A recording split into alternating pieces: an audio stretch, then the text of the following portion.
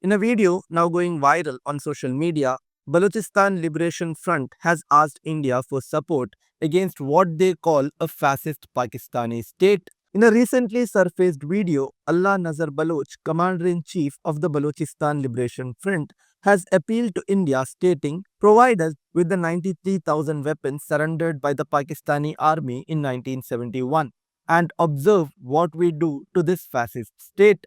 Describing Pakistan as a rogue entity, he accuses its military establishment of long-standing repression, enforced disappearances, and targeted killings against the Baloch people. जो ये लोग इल्ज़ाम लगाते हैं कि जी अगर ईरान, इंडिया और अफ़गानिस्तान बलूचों को जो मदद करते, मेरे ख्याल में आसिफ मुनीर साहब आपको लाइन ऑफ कंट्रोल में जाने की ज़रूरत नहीं थी।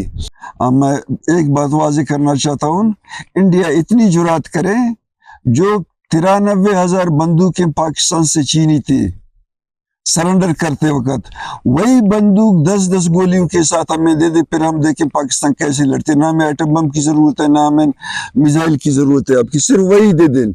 He makes it clear their resistance is not against any ethnic group, but against a militarized state apparatus. This message comes amid heightened tensions. The Baloch Liberation Army has claimed responsibility for 71 coordinated attacks at over 50 locations across Balochistan, targeting convoys, installations, and infrastructure.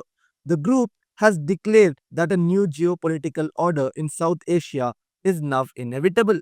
For decades, Balochistan, despite its natural wealth, has faced economic neglect, political marginalization, and military excesses. Thousands have been abducted, silenced, or killed. Even elderly protesters and peaceful demonstrators have not been spared. The BLA insists it is not a proxy, but an indigenous force seeking rightful autonomy and global recognition.